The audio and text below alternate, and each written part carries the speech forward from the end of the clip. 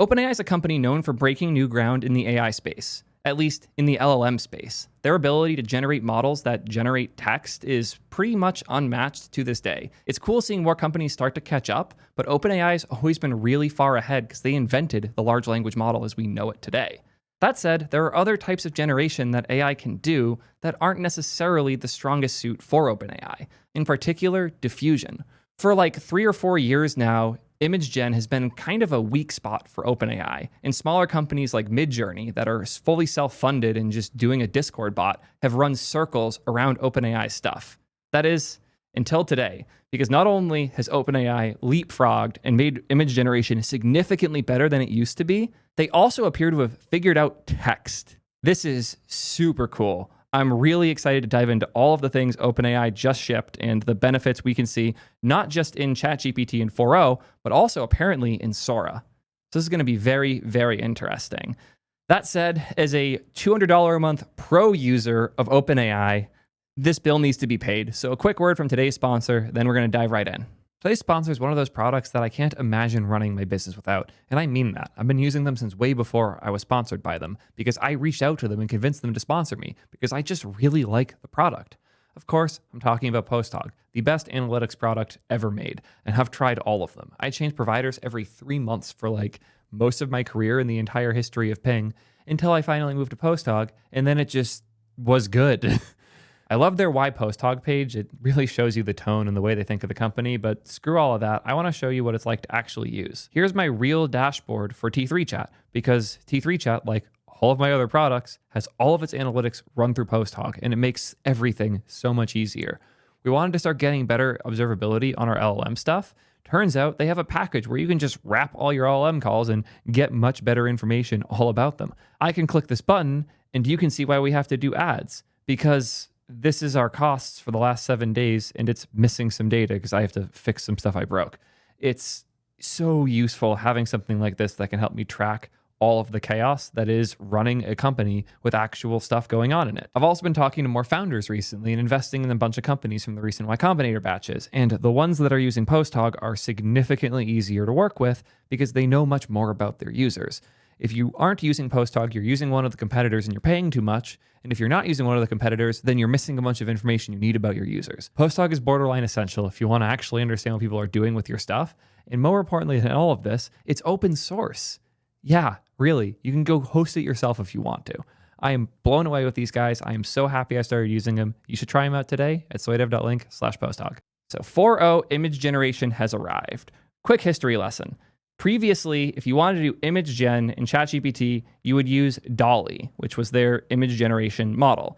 And the quality of the things you can get from it were not great, to say the least. I asked it to generate me a JavaScript programmer with blonde hair and a really nice dark mustache. And here's where we got. It's not like the worst, but the text on the wrong side of the screen, the weirdness in the background here, the blurry, kind of like, I don't know how to call it. It's almost like, why is it a worse version of everyone's favorite font? You know, I don't want Comic Sans in my AI gen. It's just, the more you look, the worse it gets. And remember, guys, Midjourney hasn't raised a whole bunch of money and spent billions of dollars on training. They're a small team that has managed to make models that are significantly better than what OpenAI has shipped, at least until now. So what's the performance like with this new model? Let's try it. 4.0. Hit the create image button, JavaScript programmer with blonde hair and a nice dark mustache. Let's see how it does. First thing you'll notice is it is not particularly fast. Here we see still going. It's going to take a bit. We'll do our best to not edit so you get the real-time speed here. Start at 1:32:15 or so. Another interesting thing you'll see here is it's generating top to bottom. If you understand how diffusion models work, this is probably confusing to you as it is to me. I'll do a quick demo of how they work in a moment. But we can already see the results here are significantly better. It just changed the color halfway or so through the generation. I've noticed doing that consistently. Oh no, don't put the code on the wrong side of the laptop again.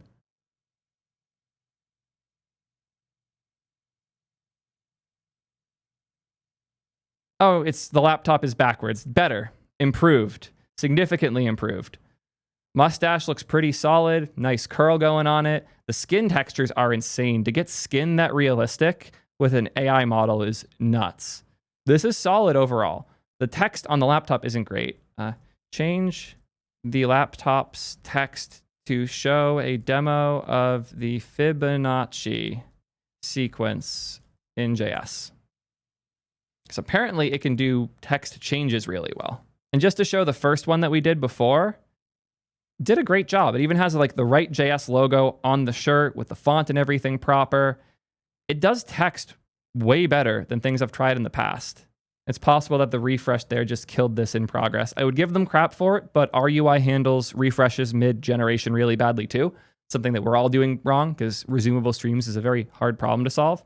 I have one of my friends at OpenAI here. They should be better quality because it's the same model as the rest of the text. Yep, it really is just using 4.0. That's super cool and fascinating. I am curious if it's using 4.0, how is this diffusion still? Like, how did they make this? Because this feels like it couldn't be diffusion in the traditional sense if it's 4.0. While this generates, I want to give a quick summary of the difference between these things. The way that LLMs work, to show you the basic original example, it's easiest to think of an LLM almost like really good autocomplete. Like if I type sup blank, if you know me well enough, you know the thing that's most likely to follow here is nerd. If I regularly ask my partner, what do you want for dinner? Based on previous chat histories, previous things I have done on my phone, it's smart enough to use that context to guess what word is most likely. It might have different options, like it might have breakfast, lunch, dinner, laundry. I don't know. But it has these different options, and it has to decide based on the context we have here what is most likely to be next between these different options. And that's why when you generate text using traditional LLMs, it comes in token by token. It is effectively breaking this up into chunks it can understand and using crazy math to figure out what chunk is most likely to be next. This is how standard LLMs and generative text work. This is not how diffusion works at all. So get this out of your mind. Diffusion is an entirely different thing. I'm going to show how it works a weird way. There was actually recently a new text model called Mercury Coder, which is a diffusion language model. And you'll see on the left here, we have a traditional LLM where it's generating token by token each piece as it goes. The way that diffusion works is it has a bunch of noise and it tries to correct the noise. If you're familiar with traditional image processing like sharpening, so we have this image that's 4 pixels and we tell an AI, upscale it. What it will do is it will take this, it will cut it into the additional pieces, and then based on context clues and other higher res images, and most importantly, images that it has that are lower resolution, that it is using as reference by just downscaling and upscaling to generate a ton of data, it could do the rudimentary pass here where you just turn each pixel into its counterpart. So each pixel becomes the 4 of the grid, blue, blue, blue, blue, blue, blue, blue, blue. And then red here gets these 4 corner spots. This is the very rudimentary scaled upscale because we went from 1 pixel to 4 in each block and we just put the 4 in each of the spots. But let's say we knew this was part of something. We knew this was an American flag, or we knew this was someone's shirt. We might be smart enough to do something like this, where now it's clear this is a line.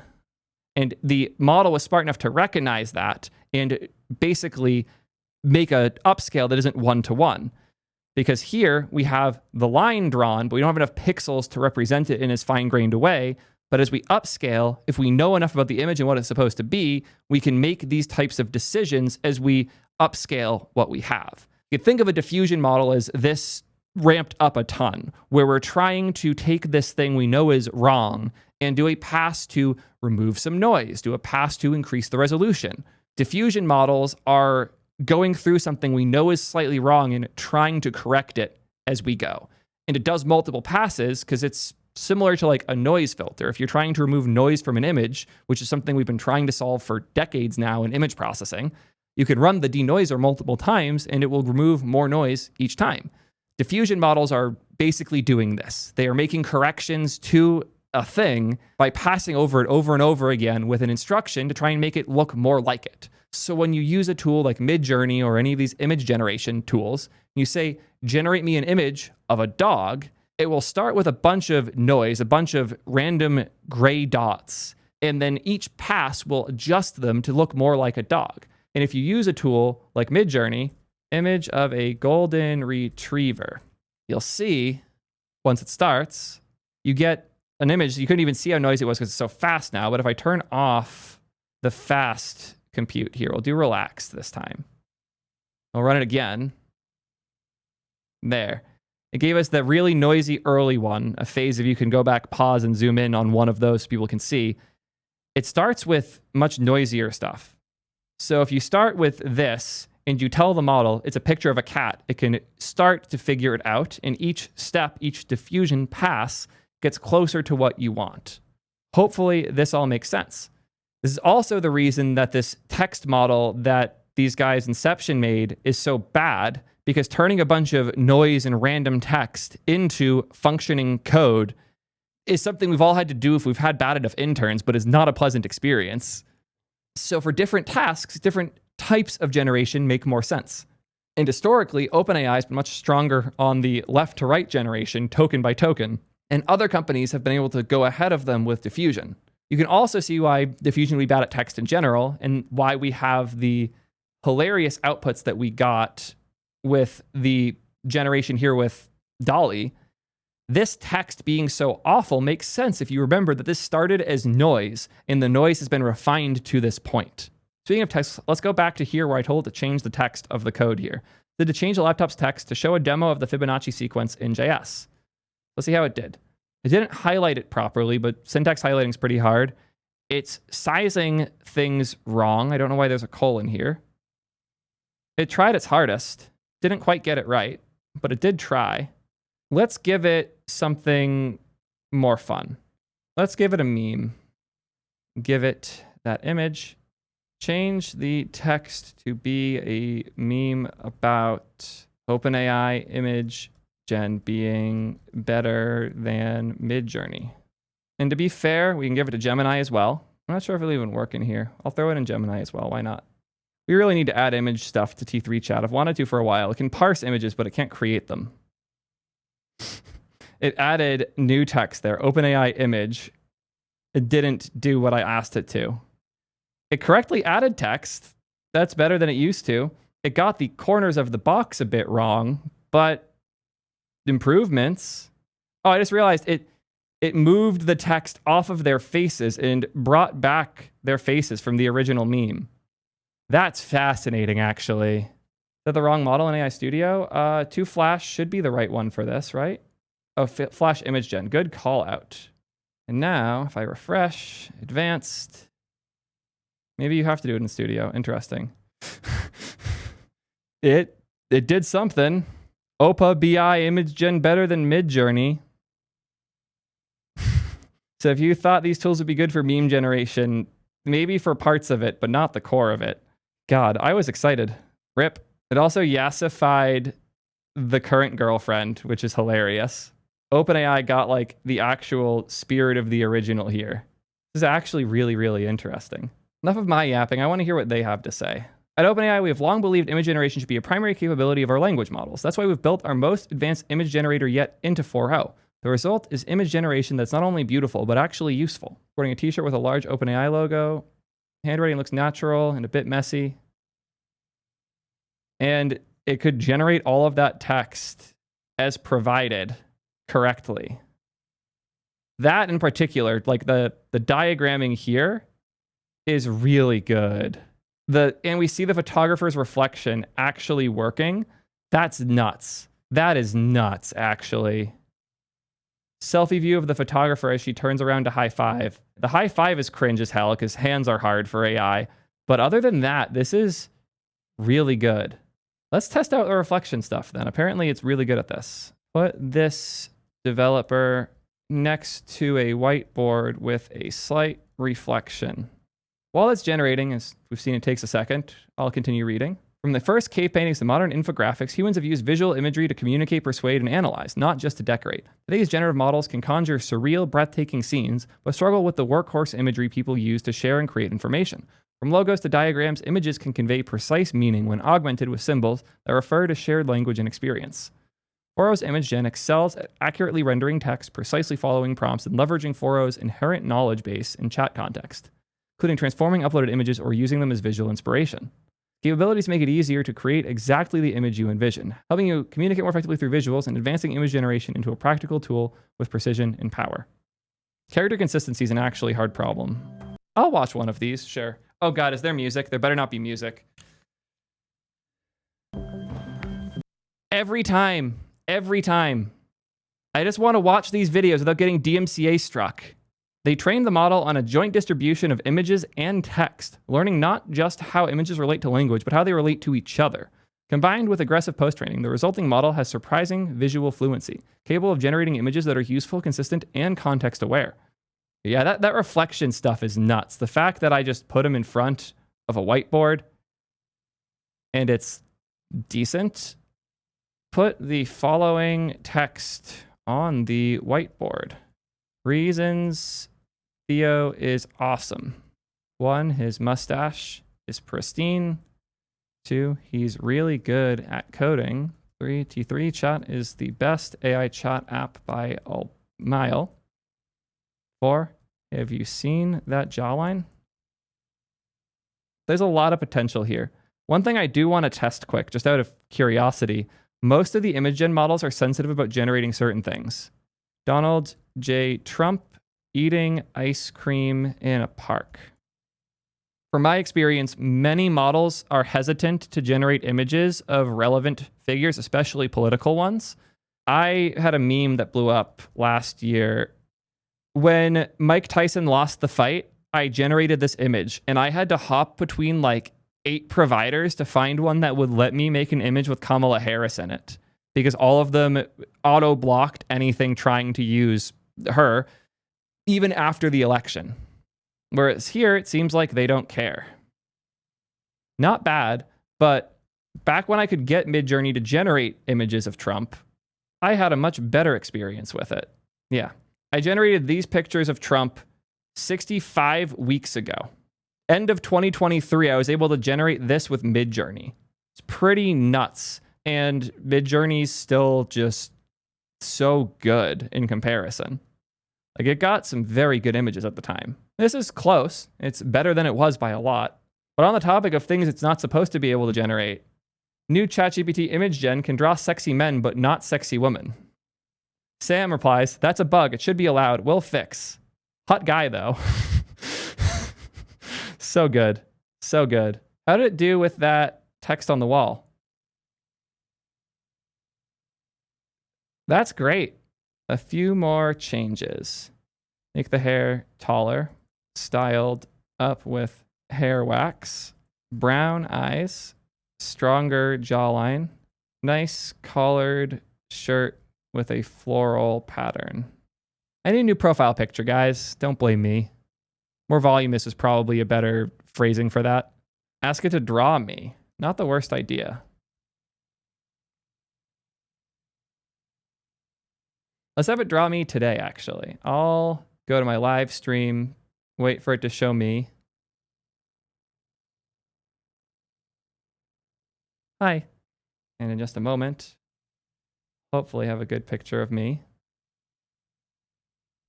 Perfect.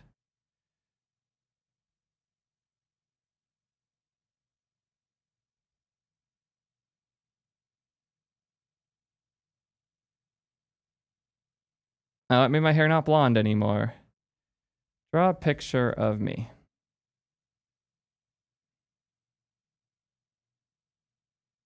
Make sure his hair is still blonde. Make it less voluminous and less tall and messier too. It is doing very good though, and the reflections and the fact that they're like getting updated is pretty nuts.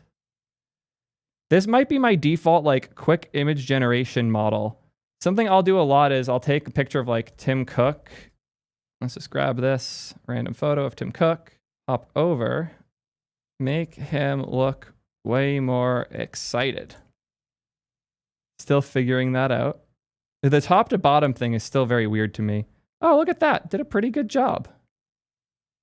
I'm impressed. Not bad at all. Figured out the mic. It screwed up the logo for the mic, but other than that, did a pretty good job. Pretty honorable attempt at my shirt too. I'm impressed. This one just got stuck. Fun. Overall, not bad though. Generating this much text in an image with AI is pretty nuts. Apparently, API access is not there yet. It will roll out in the next few weeks. A big thing they push is the coherency across multiple prompts. So once you have a character, like in this case, a cat, it will allow you to make changes to it without losing track of what they look like, even though it just lost track of my hair color. It seems pretty good at this, where this cat's particular coat with the black nose, the little bit of orange, is still honored here. The little bit of orange appears to be gone, but it's so close, most people wouldn't notice. And then puts it in the game.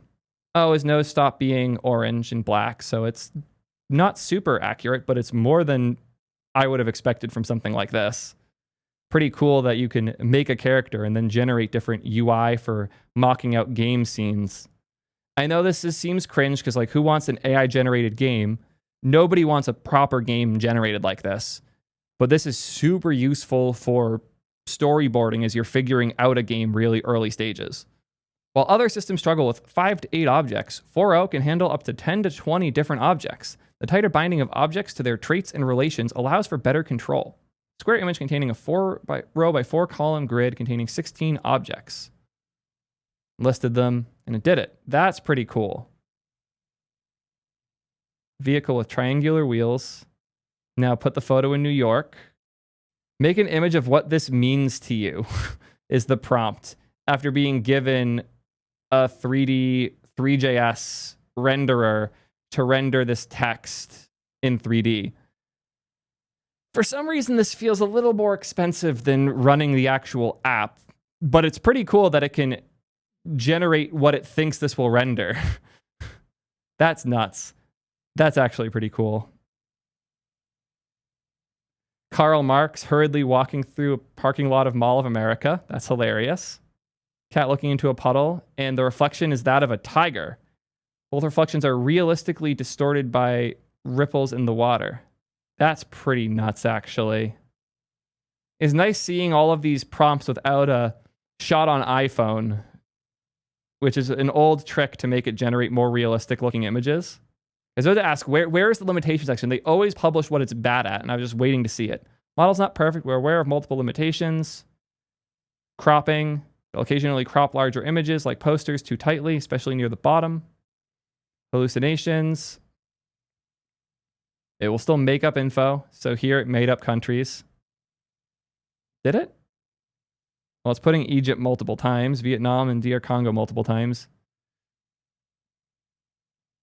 High binding problem. Might struggle to render more than 10 to 20 distinct concepts at once, like a periodic table. Interesting. This is my new periodic table of elements. I'm saving this. Beautiful.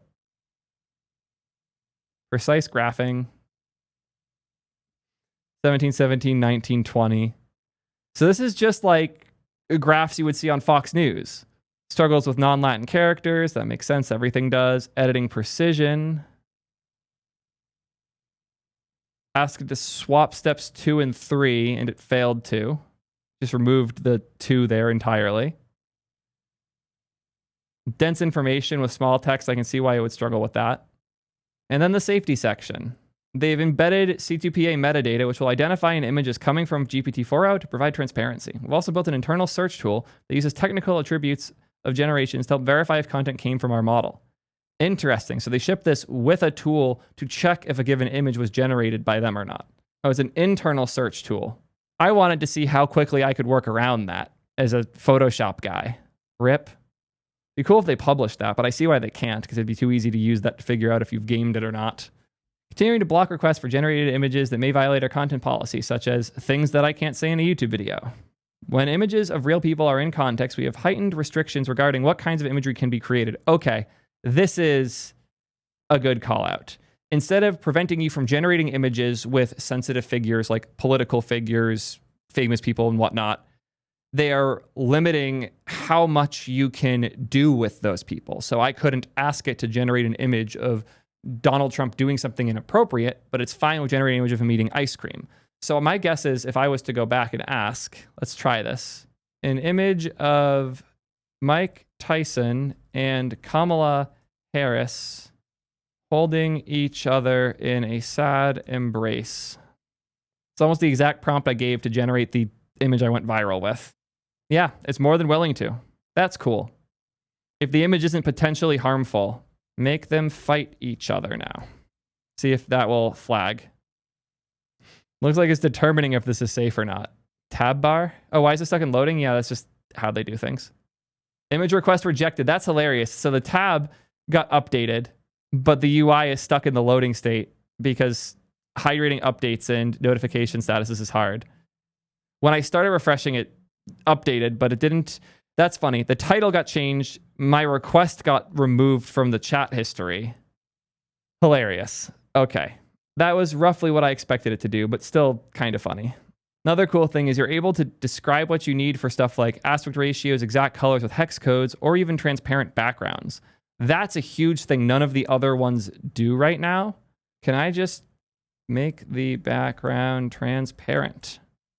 Is it going to leave the title as rejected? I have so many issues with how like the title and metadata updates work in the OpenAI app, but I'm very curious how it handles background removal here. Now the question is that grid provided by them to show it's transparent, or is that grid one of the fake transparent backgrounds you get on Google Images? Very excited to see which it is. Oh, I forgot to check on Tim Cook. Yeah, Tim Cook is so excited now. Make the background transparent. We'll see how it does for that one too. Oh yeah, that's a real transparent background. And if I open that up in Affinity, in case you guys didn't know, I am actually a graphics professional. I do all my thumbnails and whatnot myself. I'm getting more help from Ben lately, but I have done professional graphics for the better part of 2 decades now, actually. So this is something I'm very familiar with, and it did a very good job.